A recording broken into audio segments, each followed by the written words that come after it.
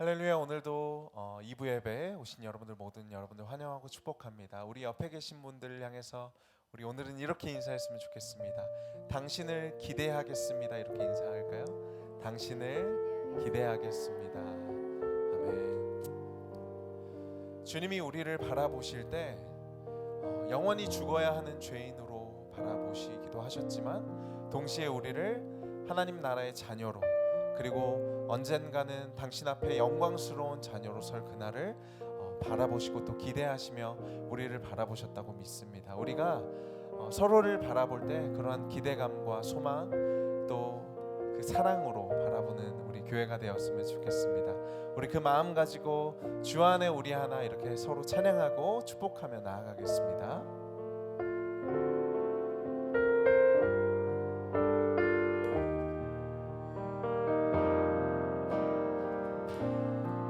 주 안에 우리 하나, 주 안에 우리 하나, 모습은 달라도 예수님 한 분만 바라네. 사랑과 선행으로 서로를 격려해 따스함으로 보듬어가리. 주님 우리 안에 함께 하시니 형제자매의 기쁨과 슬픔 느끼네. 내 안에 있는 주님 모습 보네. 주는 기뻐하시네.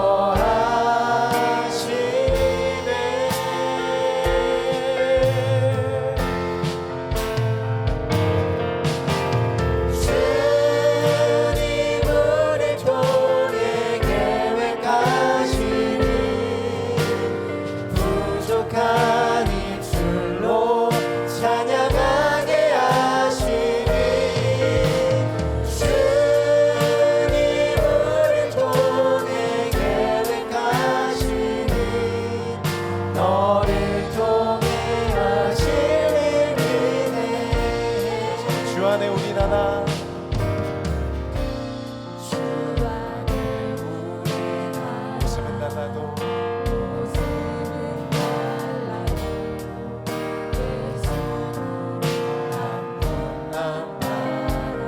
사랑과 선행으로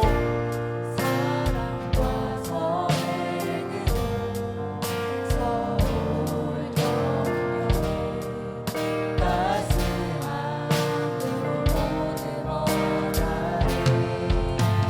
주님 우리 안에 함께 하시니 형제자매의 기쁨과 슬픔 느끼네.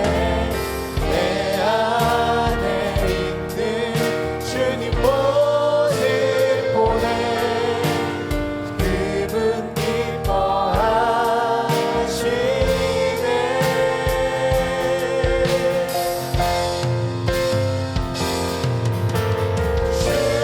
주님 우리 통해 계획하시니 부족한 입술로 찬양하게 하시니. 주님 우리 통해 계획하시니 너를 통해 하시니. 우리 함께 서로를 위해 손을 내밀고 축복하면서 주님 우리 통해 계획하시니 부족한 입술로 찬양하게 하시니. 주님 우리 통해 계획하시니 너를 통해 하시는 일에. 우리 서로를 바라보며 너를 통해 하시니. 우리 한 번 더 너를 통해 너를 통해 하시는 여러분을 축복하는 마음으로 감사의 박수 올려드리겠습니다.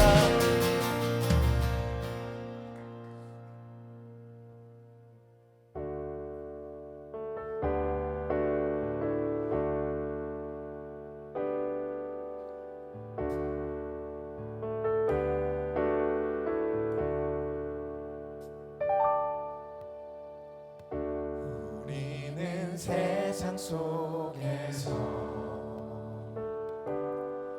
주의 부름 받은 성도입니다. 어두운 세상 중에 빛으로 부르셨네.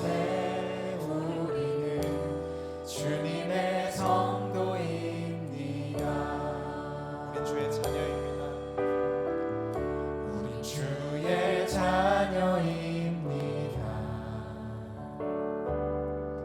세상 속에서나 가정에서도 우리는 변함없이 주의 자녀입니다. 우리는 주님의 자녀입니다. 우리는 예배합니다. 우리는 예배합니다. 어떤 환경이나 상황 속에도 우리는 변함없이 주를 예배합니다. 우리는 주님만 예배합니다. 우리가 이 땅의 희망입니다. 교회가 희망입니다. 어느 세상 속에 희망입니다. 십자가 보름단이 세상을 살립니다.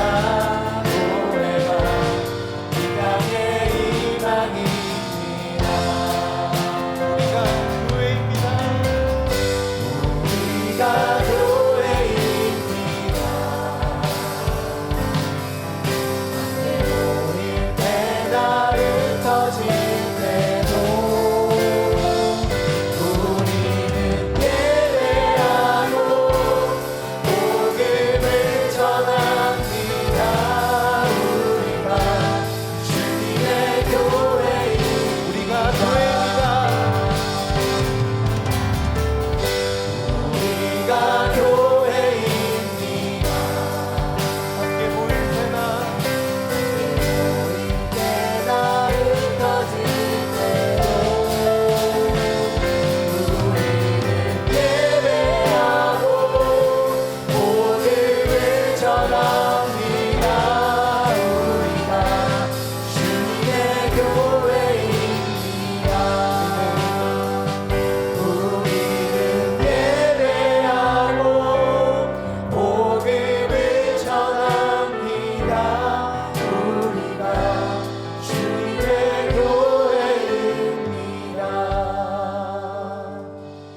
우리가 이 땅의 희망입니다.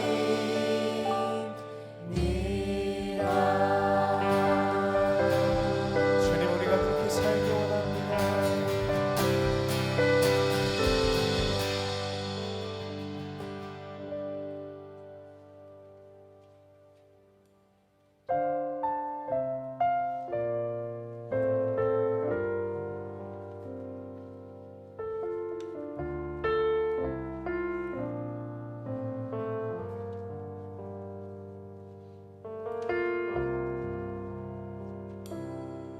여기에 모인 우리 주의 은총 받은 자여라. 주께서 이 자리에 함께 계심을 아노라.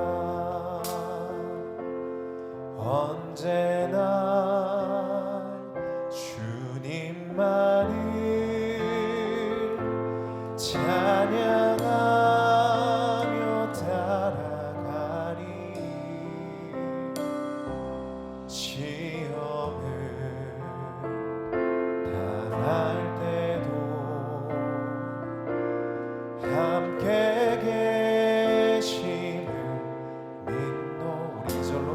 뜻하신 주님이 뜻하시니 헤아리기 어렵더라도 언제나 주 뜻 안에 내가 있음을 아노라. 사랑과 말씀들이 나를 더욱 새롭게 하니 내 몸이 넘어져도 최후 승리를 잇노라. 이 믿음 너를 부세라. 주가 지켜주신다. 어두운 밤에도 주의 밝은 빛 인도하여 주신다. 여기에 모인 우리 사랑받는 주의 자녀라.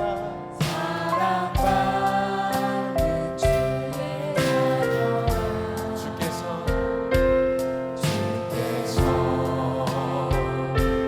뜻하신 바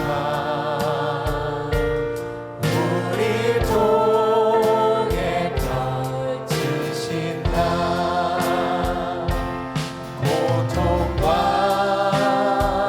슬픔 중에 더욱 주님 의지하오니 어려움 이겨내고 주님 더욱 찬양하라. 이 믿음 더욱 부세라. 주가 지켜주신다. 어두운 밤에도 주의 밝은 빛 인도하여 주. 이 믿음 더욱 부세라. 이 믿음 더욱 부세라. 주가 지켜주신다. 어두운 밤에도 주의 밝은 빛 인도하여 주. 한 번 더 우리의 믿음으로 고백합니다. 이 믿음 더욱 부세라. 주가 지켜주신다. 어두운 밤에도 주의 밝은 빛 인도하여 주. 주의 뜻이 이루어지는 주의 뜻 이루어지는 날과 믿음 더욱 부세라. 믿음 더욱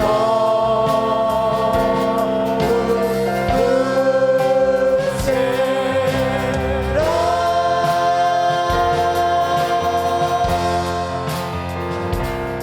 우리 시간 함께 기도하며 나아가겠습니다. 하나님 우리에게 이 믿음 더욱 허락하여 주시옵소서. 우리가 함께 모여 기도하고 찬양하며 주님의 말씀과 은혜의 복음으로 화해하는 자들 되게 하여 주시옵소서. 우리 주님 앞에 간절히 기도하며 나아가겠습니다. 하나님 우리를 주님의 예배자로 주님의 귀한 치유자로 하나님을 예배하고 소망하는 사명자와 하나님의 교회를 세우는 화해자로 우리를 세우시니 감사합니다. 하나님 우리 안에 이 믿음 더욱 굳세게 하여 주시옵소서. 주님의 은총받은 여기에 모인 우리 모두가 주님의 복음을 함께 주님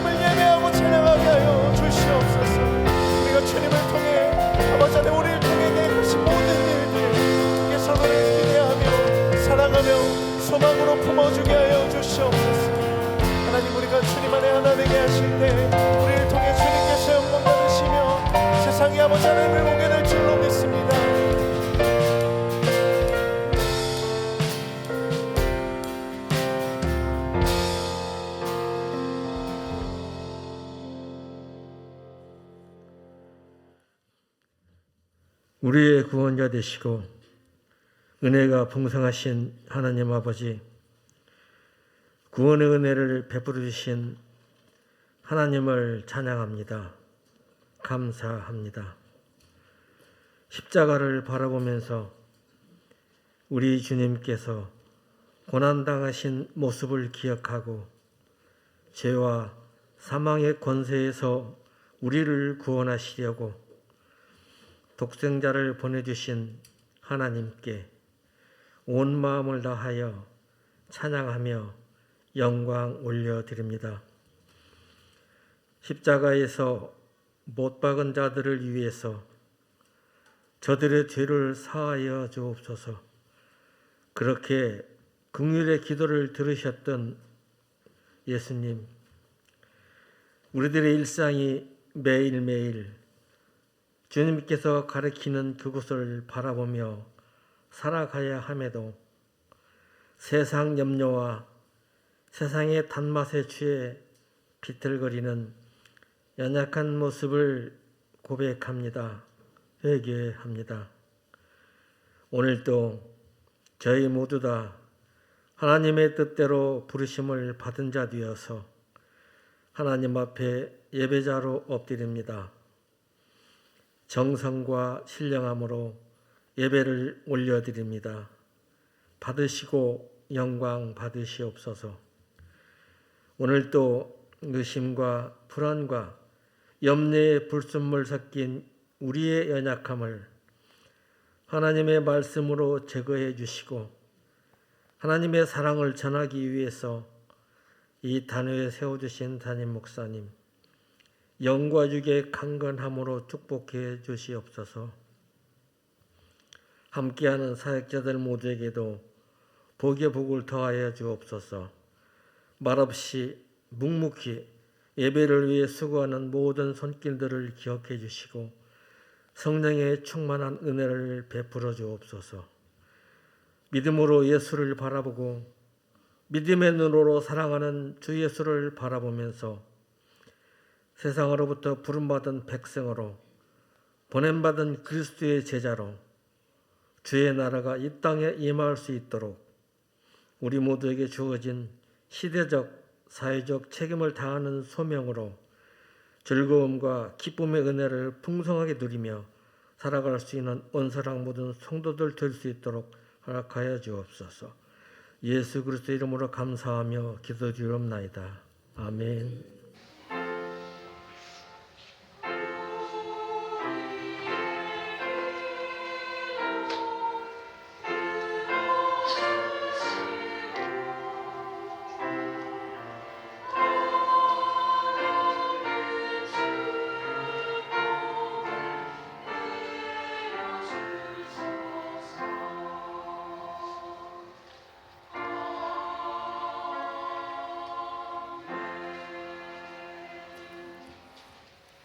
오늘 주실 말씀 보겠습니다. 고린도 후서 5장 17절에서 21절 말씀입니다. 고린도 후서 5장 17절에서 21절 말씀 한 절씩 교독하겠습니다. 그런즉 누구든지 그리스도 안에 있으면 새로운 피조물이라. 이전 것은 지나갔으니 보라 새 것이 되었도다.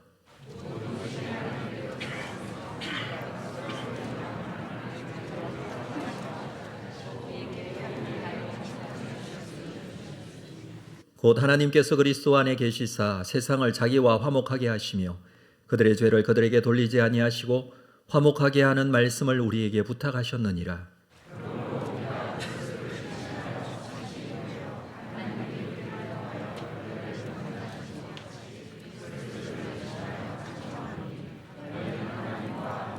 함께 읽습니다. 하나님이 죄를 알지도 못하신 이를 우리를 대신하여 죄로 삼으신 것은 우리로 하여금 그 안에서 하나님의 의가 되게 하려 하시니라.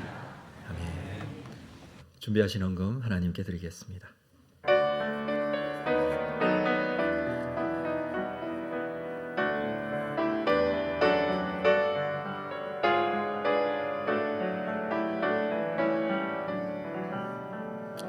살아계신 하나님, 귀한 주일 주님 앞에 나오며 한 주간 가진 감사의 제목으로 주님 앞에 감사헌금을 드립니다. 소득의 10분의 1을 구별한 11조원금, 선교 장학 구제 건축원금, 주일원금, 하나님의 내 삶의 주인 되심을 고백하고 앞으로 인도해 주실 줄로 믿고 믿음을 가지고 드려지는 이 손길이 복되게 하시고 하나님의 거룩하심에 사용되어지게 하시며 주의 복음의 역사만이 온전히 드러나게 하여 주옵소서. 더 큰 은혜와 감사의 삶이 되기를 원합니다.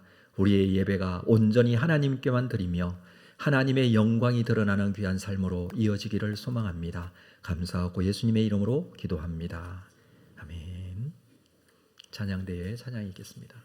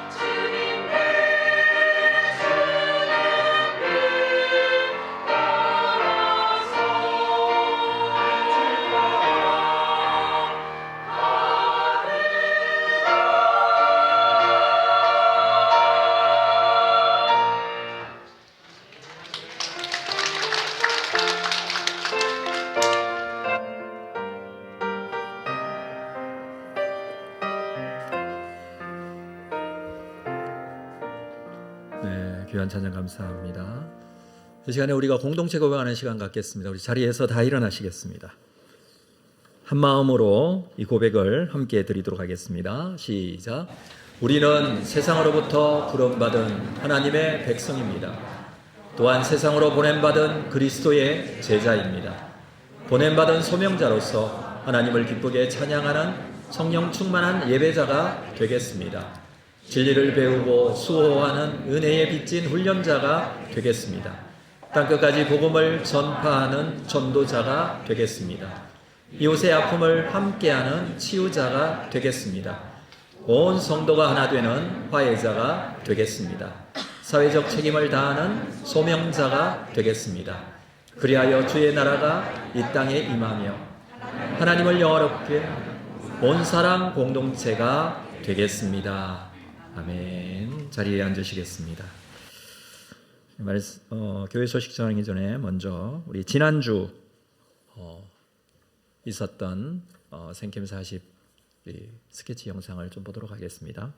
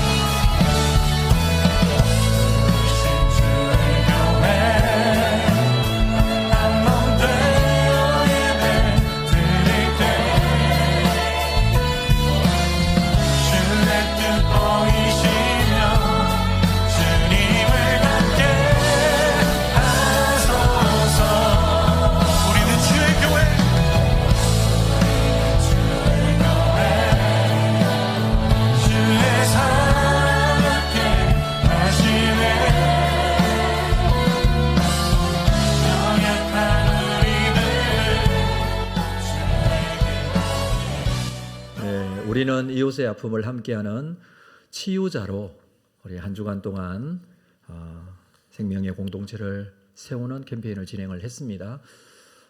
오늘 우리 5주차를 맞이했는데 이번 주 5주차 주제는 온 성도가 하나 되는 화해자입니다. 온 성도가 하나 되는 화해자. 또 새로운 주제로 한 주간을 시작하게 되었습니다.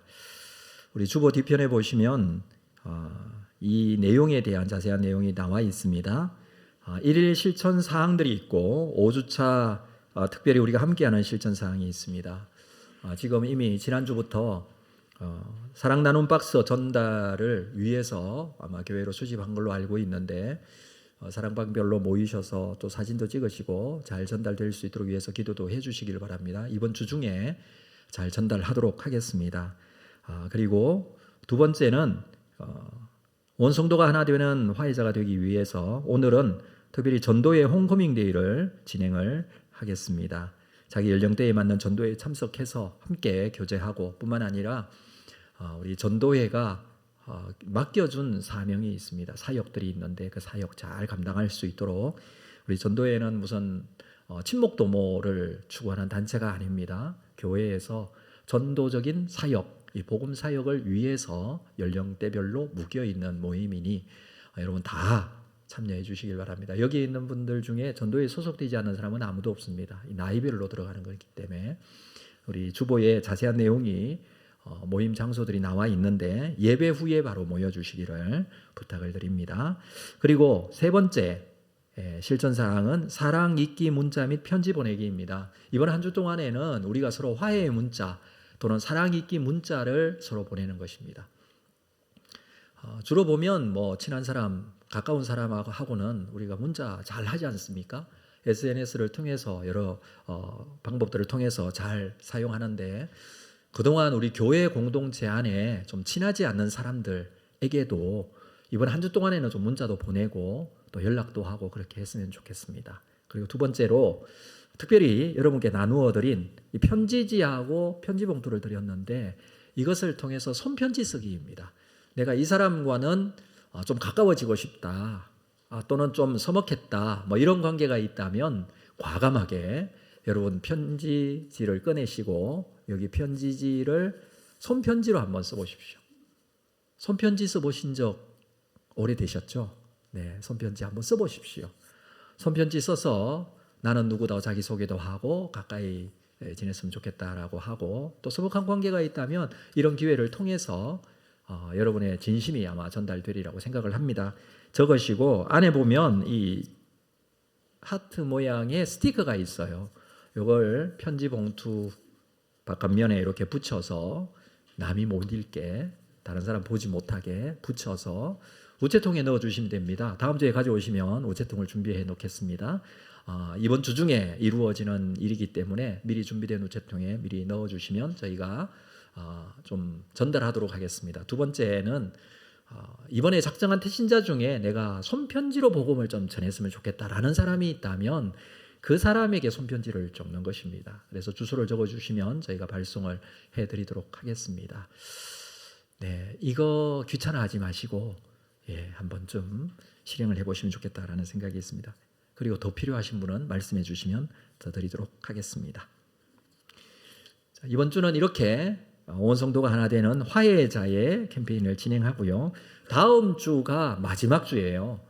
6주가 우리 주제가 6번째 주제 마지막 주인데 좀 예고를 해드리겠습니다. 사회적 책임을 다하는 소명자라는 주제로 다음 주에 진행을 할 텐데 이때는 1인 1사역 신청이라든지 또는 사역하기가 좀 부담스럽다라는 부분이 있다면 단기 봉사 신청도 있습니다. 한 달 정도만 그 부분을 뭐 찬양대를 섬긴다든지 성가대를 섬긴다든지 뭐 청소를 한다든지 교사를 섬긴다든지 이렇게 할 수가 있습니다. 체험하는 부분이기도 하지만 그렇게 한번 신청을 해보시면 좋겠다라는 생각이 있고요. 그리고 두 번째는 이웃사랑 한 끼 금식 헌금. 이것은 다음 주간이 우리 다음 주일 지난 주간이 고난주간입니다. 4월 9일이 부활절이고요. 2일부터 고난주간인데 고난주간 한 끼 금식 우리가 실행하면서 한 끼 금식 한 끼당 10,000원에 해당하는 부분 자기가 금식한 날수를 곱해서 이것을 헌금해 주시면 이 헌금을 지진 피해 입은 곳에 좀 성금으로 전달을 하도록 하겠습니다. 우리 교회 이름으로 그렇게 할 테니까 여러분 여기에 동참해 주시는 것이고요.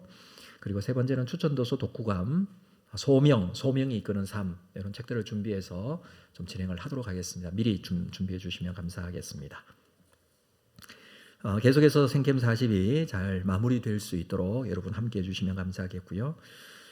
교회 소식 말씀드리면 교육 및 훈련 과정에 지금 진행되고 있는데 여러분 잘 참여해 주시고, 오늘 새가족 성경 공부는 우리 전도회 홈커밍 데이 모임으로 인해서 따로 모이지 않습니다. 휴강하도록 하겠습니다. 그래서 모든 분들이 다 전도회에 들어가시기를 부탁을 드립니다.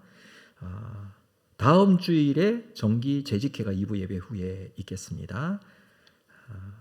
학습 세례 시기 다음 주일 3부 예배 시에 있습니다. 문답은 4월 1일 토요일 오후 4시에 있습니다. 다음 주일 종료주일인데 성찬식 진행이 되겠습니다. 참고하시면 되겠습니다. 우리 오늘 주님 앞에 나오신 여러분들 너무 반갑고 너무 환영하고 너무 좋은 말을 해야 되는데 축복하고 또 사랑합니다.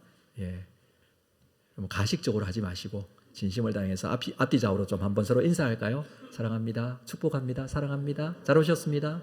네, 오늘도 오신 모든 분들 너무너무 사랑합니다.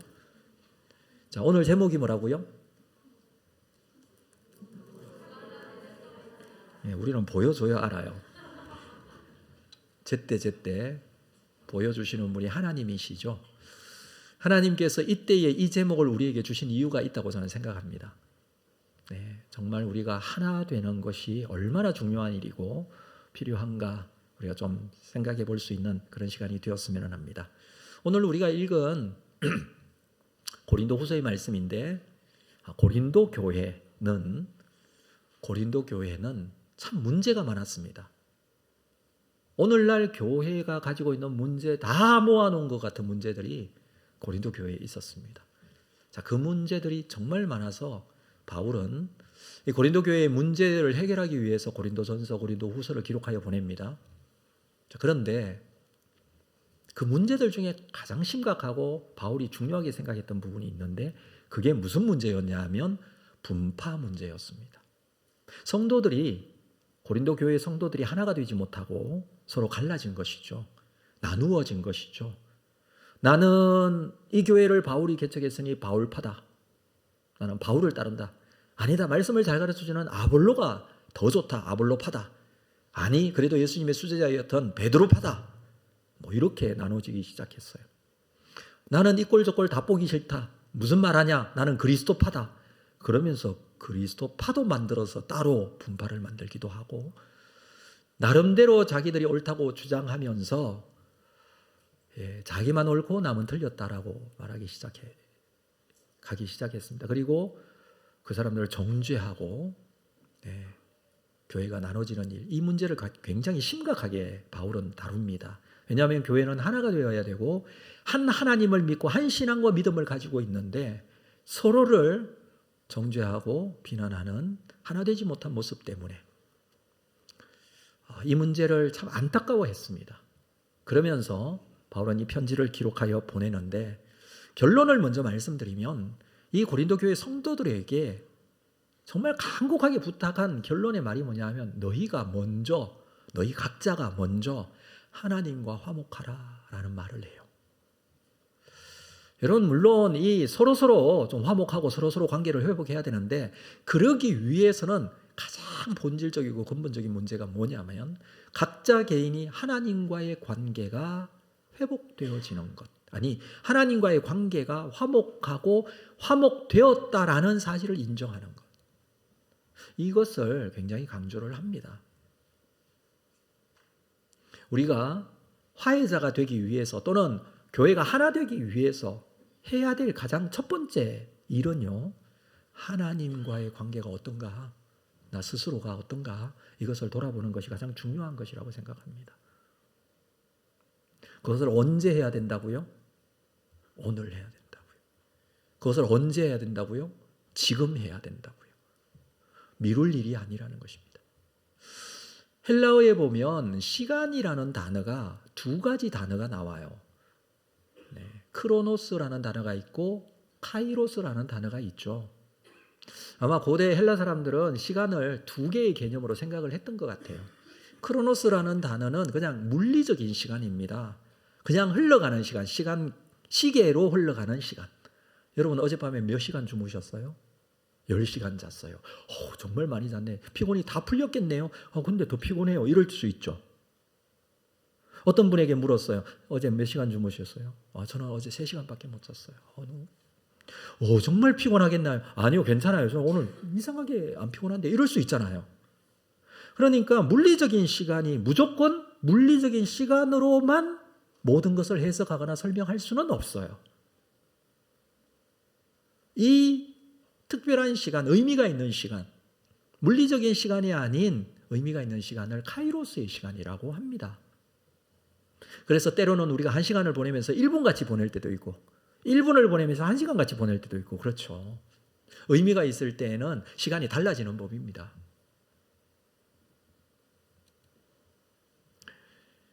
이 시간은, 이 카이로스의 시간은 성경에도 자주자주 쓰고 있는 시간입니다. 마가복음 1장 15절에 보면 이러시되 때가 찼고 하나님의 나라가 가까이 왔다. 때가 찼다. 하나님 나라가 가까이 왔다. 그러면 세상이 끝나야 되잖아요. 근데 지금 2000년 동안 그대로 있잖아요. 근데 이 때가 무슨 때라고요? 카이로스의 때라고요. 의미가 있는데 하나님께서 찾아오신 때. 고린도후서 6장 2절에서는 이렇게 설명합니다. 이러시되 내가 은혜 베풀 때에 너에게 듣고 구원의 날에 너를 도왔다 하셨으니 보라 지금은 은혜 받을 만한 때요. 보라 지금은 구원의 날이로다. 지금이 은혜 받을 때. 여기서 또 카이로스라는 시간을 쓰고 있어요. 지금이 해야 될 때. 의미 있는 시간. 지금이 은혜 받을 때라는 것입니다. 오늘 이 시간, 예배드리는 이 시간은 그냥 흘러가는 크로노스의 시간이 아니라 하나님께서 나에게 찾아오셔서 말씀하시는 의미 있는 카이로스의 시간이 되시기를 주님의 이름으로 축복합니다. 그냥 보내지 마십시오. 자, 그렇다면 한 가지 질문을 해보겠습니다. 우리의 인생에 있어서 가장 큰 의미가 있는 카이로스의 시간은 언제였습니까? 여러분 한번 돌아보십시오.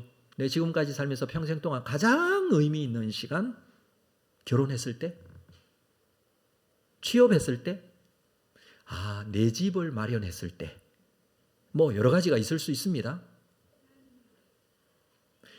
먼저 좀 말씀드리고 싶은 것은 객관적으로 의미 있는 카이로스의 시간은 언제였는가를 설명을 드릴게요. 지구가 생기고 나서 하나님 천지 창조하시고 난 이후에 오늘 2023년까지 지나오면서 이 수많은 세월 속에 가장 큰 역사가 되는 때가 있었어요. 가장 큰 의미가 있는 시간, 그때가 있어요. 그게 언제냐면 예수 그리스도께서 십자가에 죽으신 때예요. 이때가 객관적인 의미에서, 이건 주관이 아니고 객관적인 의미에서 가장 의미가 있는 카이로스의 시간입니다. 자, 그렇다면 주관적으로 나에게 있어서 가장 의미 있는 시간, 카이로스의 시간은 언제였느냐라는 거예요.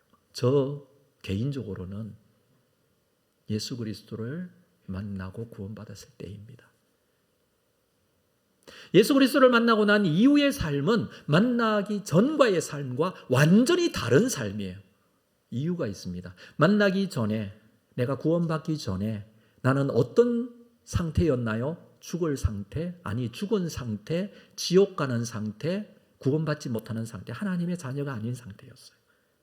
근데 예수 그리스도를 만나고 난 이후에, 구원받고 난 이후는 하나님의 자녀가 된 상태, 지금 죽더라도 하나님 그 천국의 품에 안길 상태, 너무나 차이가 나는 이 카이로스의 시간, 예수를 만난 때. 그래서 예수님을 만나기 전과 예수님을 만나고 난 이후의 삶은 완전히 달라집니다. 달라질 수밖에 없습니다. 바울은 그래서 이렇게 고백을 합니다. 고린도후서 5장 우리가 읽었던 본문 앞에 있는 15절 말씀을 한번 볼까요? 성경을 보시면 15절 말씀을 같이 읽겠습니다. 시작. 그가 모든 사람을 대신하여 죽으심은 살아있는 자들로 하여금 다시는 그들 자신을 위하여 살지 않고 오직 그들을 대신하여 죽었다가 다시 살아나신 이를 위하여 살게 하려 하시노라. 예수 그리스도를 만나고 난 이후에 지금까지는 자신을 위하여 살았다면 만나고 난 이후는 자신을 위하여 사는 것이 아니라 자신을 위하여 죽었다가 다시 살아나신 예수 그리스도를 위하여 산다라고 합니다. 그러니까 이전에 나는 나를 위하여 살았지만 예수를 만나고 난 이후는 예수를 위하여 산다 그랬습니다. 물론 예수를 위하여 사는 것이 결국은 나를 위하여 사는 거예요. 따지고 보면 그래요. 예수를 위하여 사는 것이 나에게는 가장 유익한 삶이 돼요. 근데 이 표현을 자세히 한번 보십시오. 이전에는 나를 위한 삶이었지만 앞으로는 예수를 위한 삶. 왜냐하면 나를 위하여 죽으셨다가 살아나신 분 예수님이기 때문에 내가 그 예수를 믿기에. 계속해서 볼게요. 16절 말씀입니다. 그러므로 우리가 이제부터는 어떤 사람도 육신을 따라 알지 아니하노라. 비록 우리가 그리스도도 육신을 따라 알았으나 이제부터는 그같이 알지 아니하노라. 육신적으로 생각할 때에는 자기 자신을 위해서 살고 싶어 하죠. 예수 그리스도를 믿고 난 이후부터도 육신을 따라 살고자 하는 욕망이 인간에게는 근본적으로 일어납니다.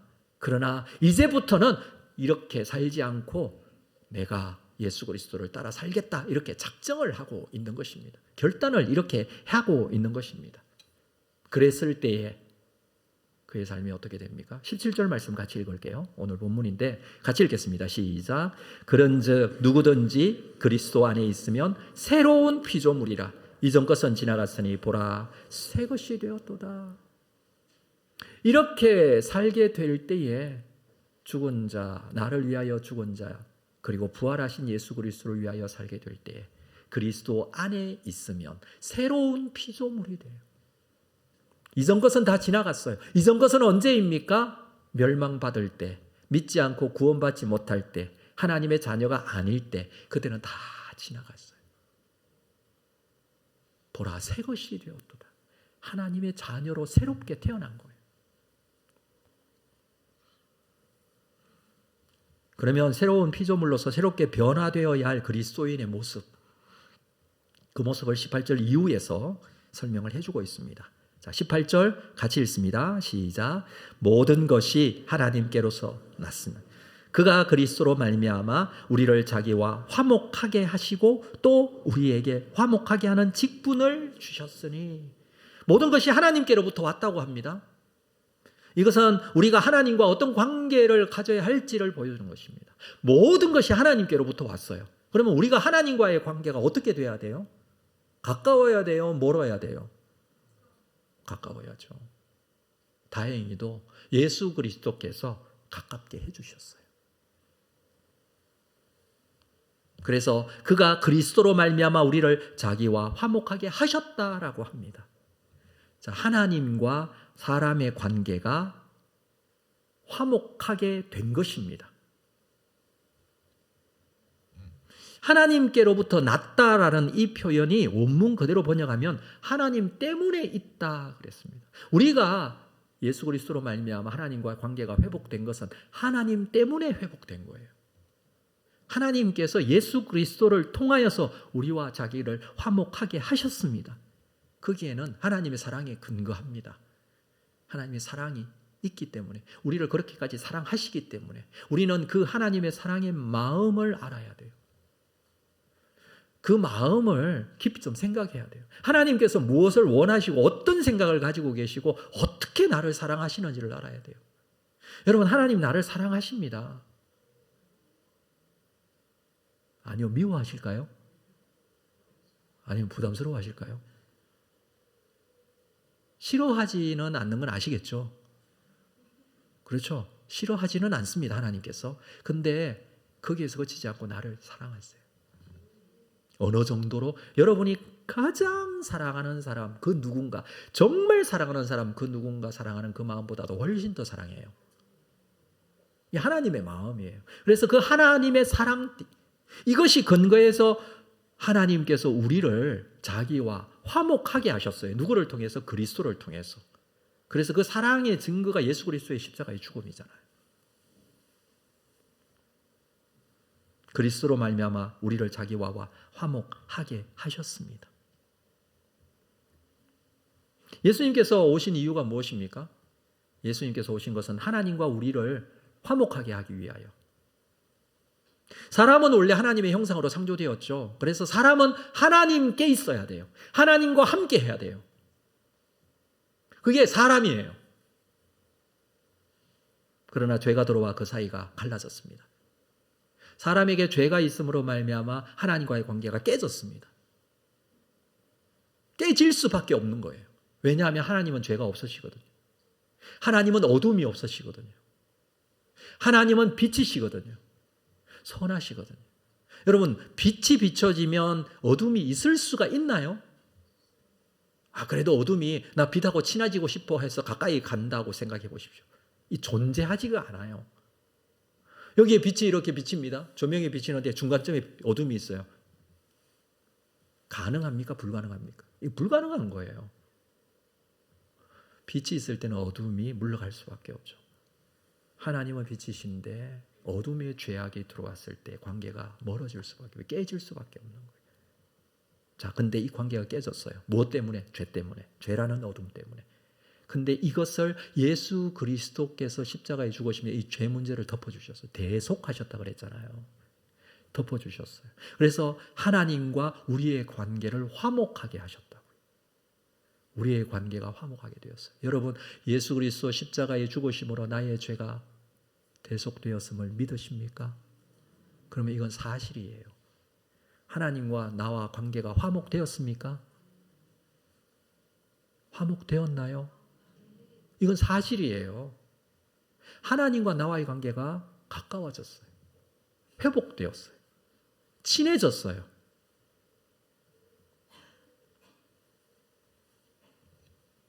예수님께서 우리와 하나님과의 관계를 화목하게 하셨습니다. 그리고 말씀을 계속 이어서 보면 우리에게 화목하게 하는 직분을 주셨습니다. 자, 무엇이 우선이냐면 우리와 하나님과의 관계가 화목되어지고 난 이후에 우리에게 화목하게 하는 직분을 주셨어요. 이 화목이라는 단어는 무슨 뜻이냐면 화해라는 뜻이에요. 화해. 카탈라게라는 이 뜻이 더 쉬운 말로는 화해한다라는 뜻이고 화목하게 하는 직분이라고 그랬는데 직분, 디아코니아. 이 직분은 무슨 뜻인가 하면 집사라는 뜻이에요. 우리 성경의 집사가 디아코니아예요. 옆에 집사님이 계시다면 당신은 화목하게 하는 직분입니다. 이렇게 말 좀 해주세요.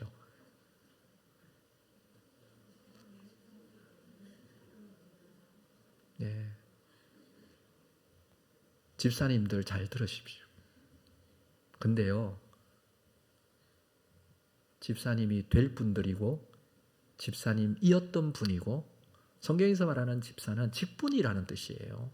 그래서 저는 우리 교회에 가지고 있는 직분은요, 화목하게 하는 모든 직분이라고 생각해요. 목사도, 장로도, 권사도, 집사도 직분자예요. 그 직분이라는 것 자체가 무엇을 위한 직분? 화해를 위한 직분, 화목을 위한 직분. 그렇게 쓰임 받아야 돼요. 그래서 화목하게 하는 직분을 우리에게 주셨다. 자, 이 사역은 누가 하신 사역이에요? 예수님께서 하신 사역이죠. 예수님께서 나와 하나님과의 관계를 화목하게 하는 사역을 하셨잖아요. 그래서 그 사역한 그 화목하는 직분을 우리에게도 주셨다. 이렇게 말해주고 있습니다. 자, 이 화목하게 하는 직분을 감당하기 위해서 가장 우선되어야 될 것은요, 여러분, 나와 하나님과의 관계가 화목하게 되었다는 것을 인정하는 거예요. 내가 하나님과의 관계가 가까워요. 내 기도하면 하나님께서 들으세요.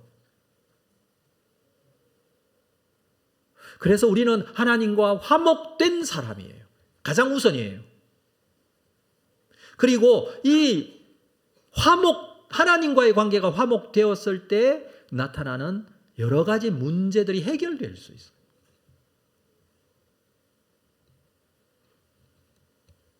이것을 우리가 기억하고 두 번째로 해야 될 것은 우리가 주변 사람들과 화목해야 돼요. 자, 주변 사람들과 화목하게 하기 위해서는 내가 하나님과의 관계가 화목하게 되었다는 사실을 인정하고 주변 사람들과 가까워져야 합니다. 하나님과의 관계가 화목하지 않은 사람들이 있는지 우리가 돌아보아야 돼요. 이웃을 보고 형제를 보고 공동체를 보고 서로 주변을 돌아봐야 됩니다. 여러분, 사람이 앞으로 걸어갈 때에 몇 도 정도의 각도를 볼 수 있을까요? 생각해 보셨어요? 몇 도가 보이세요? 앞으로 보면? 몇 도? 갑자기 너무 어려운 질문을 드려서 죄송합니다. 한번 생각해 보십시오. 여러분, 우리는 한 10도 정도만 이렇게 좁은 시선을 가지고 있는 사람들이 아니에요. 다 보여요. 누가 보여요? 이웃이 보여요. 공동체가 보이고요. 연약한 자들이 보이고요. 하나님을 만나지 못한 자가 보이고요. 하나님과 화목하지 못한 사람이 보여요. 그 사람을 보자라는 것입니다. 그리고 그 사람들과의 관계를 회복해야 합니다. 그들과의 관계가 화목 관계가 되어야 됩니다. 우리가 그들과 화목해야 합니다. 에베소서 2장 12절에 보면 그때에 너희는 그리스도 밖에 있었고 이스라엘 나라 밖의 사람이라 약속의 언약들에 대하여는 외인이요 세상에서 소망이 없고 하나님도 없는 자다. 에베소서 교회 성도들에게 보낸 편지. 에베소가 어디 있어요? 에베소 소아시아에 있잖아요. 소아시아에 있는 이방 나라에 있는 그 에베소 교회 성도들, 너희는 그때에 그리스도 밖에 언약 밖에 소망이 없고 하나님 없이 살았던 자인. 13절을 볼까요? 이제는 전에 멀리 있던 너희가 그리스도 예수 안에서 그리스도의 피로 가까워졌다 그랬어요. 이제는 무엇으로 가까워졌다고요? 예수 그리스도의 피로 가까워진 거예요. 내가 애쓰고 노력해서 우리는 다 하나니까 하나 되자 이렇게 해서 열심을 가지고 하나 된 게 아니라 예수 그리스도께서 하나 되게 하셨다고요. 우리가 서로 이웃과 하나 되고 화목하게 되는 것은 예수 그리스도의 피로 하나 되는 것입니다.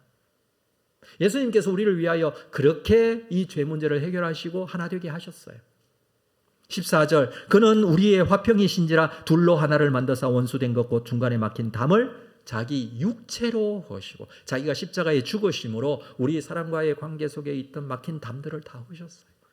그 말은 무슨 말입니까? 예수님께서 나를 위하여 십자가에 죽으신 이 사랑의 능력으로 우리가 하나 되어지는 것이고, 복음으로 하나 되어지는 것이고, 사랑으로 하나 되어지는 것이죠. 우리가 서로 왜 이렇게 화목하게 되어야 됩니까? 궁극적인 목표는 어디입니까? 왜 우리는 서로 화목하게 하고 가까이 지내야 됩니까? 왜 오늘 홈커밍 전도회 홈커밍데이 이런 거 하면서 전도회가 또 모여야 되고 사랑방이 모여야 되고, 여러분 왜 우리 성도들이 서로 인사도 해야 되고 교제도 해야 되고 코이노니아를 해야 됩니까? 여러분 여기에 목적을 분명히 가지셔야 돼요. 우리에게 화목하게 하는 직분을 주셨다고 그랬습니다. 그것은 그 사람과 하나님과의 관계가 회복되어지는 것이 목표예요. 자, 보십시오. 하나님과 나와의 관계가 화목하게 되었어요. 그랬을 때 우리에게 화목하게 하는 직분을 주시면서 다른 사람과 화목해야 된다고 말씀드렸어요. 그러면 그 사람과 내가 화목하게 하는 이유는 그 사람이 하나님과 관계가 화목되어질 수 있도록 하기 위한 거예요. 그러기 위해서는 다시 내가 하나님과의 관계가 화목된 게 확인되어야 돼요. 그래서 사람과의 관계에 문제가 생기잖아요. 그러면 누구와의 관계를 점검하라고요? 하나님과의 관계를 점검하라고요. 내가 하나님과 화목한지. 그리고 이 사람이 하나님과 관계가 화목하도록 애를 써야 돼요. 이게 화목하게 하는 직분을 행하는 일이에요.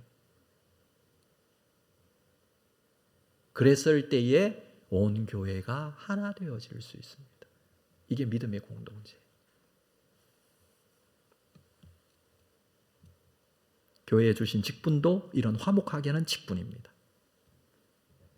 그리고 거기서 거쳐지지 않고 19절 말씀 계속해서 볼까요? 19절. 곧 하나님께서 그리스도 안에 계시사 세상을 자기와 화목하게 하시며, 우리가 우리 공동체 안에서 서로 화목하고 그 사람이 하나님과 관계가 화목되어질 수 있도록 사역하고, 그 다음에는 우리가 이 교회 공동체가 하나 되어 세상이 하나님과 화목되도록 쓰임받아야 돼요.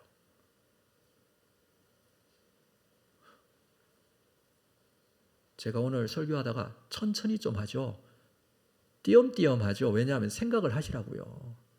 다시 한번 내가 하나님과의 관계가 화목되었던 것을 확인하고 내가 그 관계의 힘으로 하나님과의 관계의 힘으로 이웃과 하나 되어지고 화목되어지고 그리고 이 이웃이 우리의 공동체 안에 있는 이웃이 하나님과의 관계가 화목되어져 우리 공동체가 하나 되어지고 이 하나된 공동체가 세상에서 믿지 않는 온 세상 사람들이 하나님과 화목되도록 위하여 쓰임받아야 한다고. 이게 화목하게 하는 직분을 감당하는 겁니다. 요한복음 3장 16절에 보면 하나님이 세상을 이처럼 사랑하셨다고 했어요.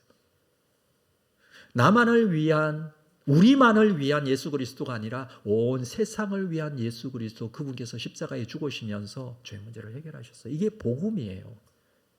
복음이 전해져야죠. 복음이 전달되어져야죠. 무슨 복음이에요? 하나님과 우리가 화목하게 되었다는 복음.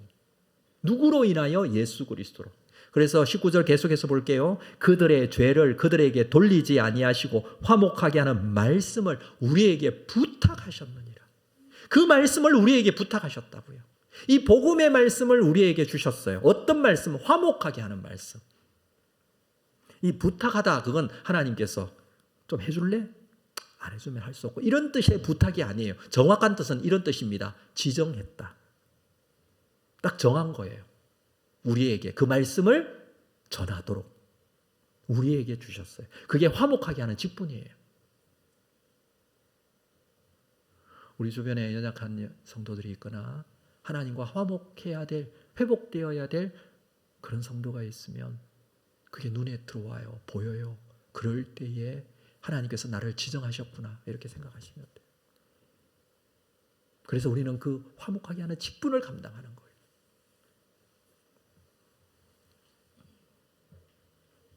마지막 20절을 볼까요? 그러므로 우리가 그리스도를 대신하여 사신이 되어.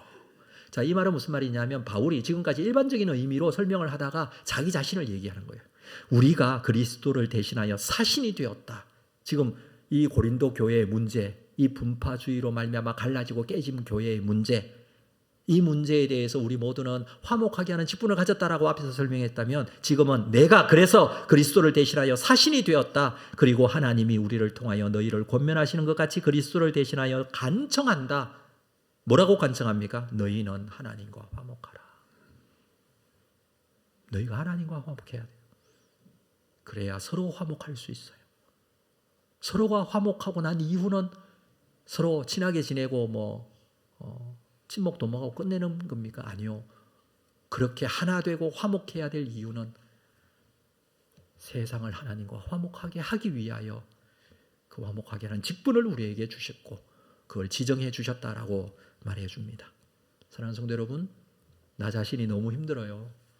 아파하고 고통받고 있어요. 하나님과의 관계를 점검하십시오. 이웃이 고통받고 힘들어하고 있어요. 하나님과의 관계가 회복되기 위해서 그 사람과의 관계를 회복하십시오. 이 사람도 하나님과의 관계가 회복되어야 될 사람이에요. 그래서 우리는 모두 함께 서로 돌아보고 사랑하고 섬기고 이해하고 여러분 죄성 때문에 가지고 있는 이 뾰족한 말들, 상처 주는 말들, 나 스스로도 나 자신에게 대하여 아파하는 말들 막 나 자신을 위해서 해대잖아요. 나는 이런 인간이라고.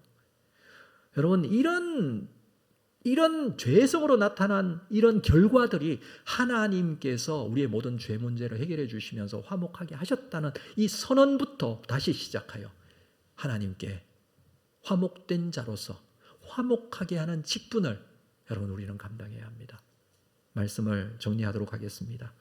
예수 그리스도께서 우리와 하나님과의 관계를 화목하게 하셨고 이것은 객관적인 사실이고 우리는 이것을 인정하고 내가 하나님과의 관계가 회복되었다. 여기서 시작하여 이웃과의 관계도 회복하시고 그 사람이 이웃이 하나님과의 관계도 회복되어지고 온 교회가 우리 온사랑교회 공동체가 화목한 공동체가 될 수 있기를 주님의 이름으로 축복합니다.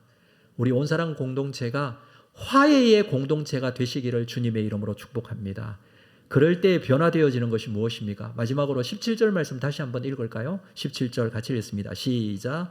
그런즉 누구든지 그리스도 안에 있으면 새로운 피조물이라. 이전 것은 지나갔으니 보라 새 것이 되었도다. 이전 것의 삶을 살지 마십시오. 하나 되지 못하게 하는 삶을 살지 마십시오. 무너지고 부서지는 삶이 아니라 분리되어지고 다른 사람을 정죄하는 삶이 아니라 화해되어지고 하나 되어지고 화목되어지고, 그리하여 우리에게 맡겨진 화목하게 하는 직분 감당하는 주님의 교회 공동체가 되시기를 주의 이름으로 축복합니다. 우리 자리에서 다 일어나시겠습니다. 말씀 생각하시면서 이 찬양 주 안에 우린 하나 모습은 달라도.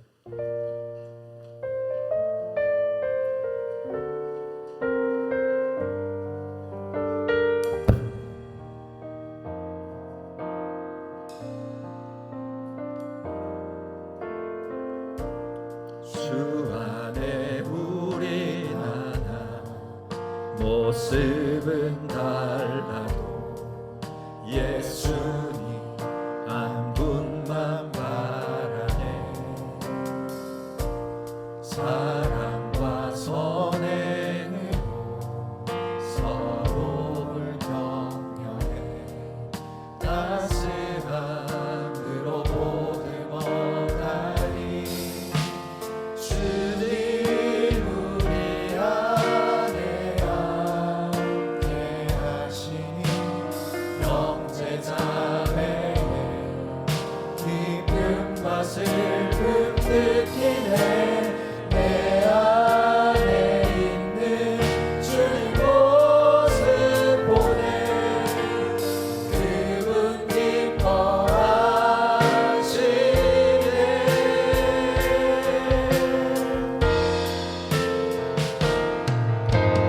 주님 우리 통해 계획하시니 부족한 입술로 찬양하게 하시니. 주님 우리 통해 계획하시니 너를 통해 하시는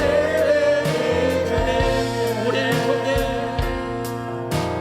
주님 우리 통해 계획하시니 부족한 입술로 찬양하게 하시니.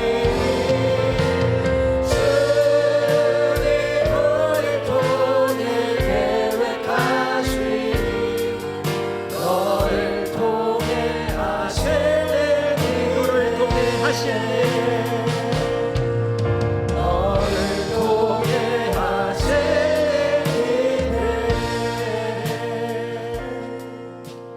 주님께서는 우리에게 기대를 가지고 계십니다. 이 말씀을 주셨기 때문이죠. 화목하게 하는 직분을 주셨으니 우리가 하나님과의 관계가 화목되었습니다. 전제되어져 있습니다. 다시 점검합시다. 하나님과의 관계가 어떤지. 내가 건강한 신앙과 믿음을 가지고 하나님과의 관계가 온전한지. 두 번째는 이 하나님과의 관계의 온전함으로 이웃을 바라보십시다. 우리의 형제 자매들을 바라보십시다. 가까이에 있는 성도들을 바라보십시다. 우리 주변에 하나님과 화목하지 못한 자들이 있다면 그를 위하여 애쓰십시다. 사랑하고 섬기고 희생하십시다. 하나 되어 온 교회 공동체가 화해의 공동체가 되고 하나된 공동체가 되어 세상을 하나님과 화목하게 하는 일에 쓰임받도록 우리 교회에 주신 사명, 빛된 사명, 소금의 사명을 감당하십시다. 함께 나아가십시다. 우리 오늘 말씀을 생각하시면서 이러한 기도의 제목으로 함께 기도로 하나님께 나아가겠습니다. 하나님 아버지, 오늘도 우리에게 주신 교회의 삶으로 주님 앞에 하나님을 감사합니다. 여호와 아버지 하나님, 우리가 하나님과의 관계가 회복되어져 주님 앞에 다시 한번 세워지고 믿음으로 주님 앞에 고백하며 나아갈 수 있도록 주님, 우리에게 계획하시고 작정하신 일들을 이루실 줄 믿고 화목하게 하는 기쁨을 주셨고 이 일들을 능히 감당하고 나누고 부족한 주여 입술로 우리가 하나 되게 하시고 서로 화해하게 하시고 사랑의 이 길을 이어갈 수 있도록 인도하여 주시옵소서. 주의 계획하심이 무엇인지 깨달아 주님 앞에 거룩하게 쓰임받는 귀한 삶이 되게 하여 주시옵소서. 너를 통해 하실 일 기대해 너를 통해 하실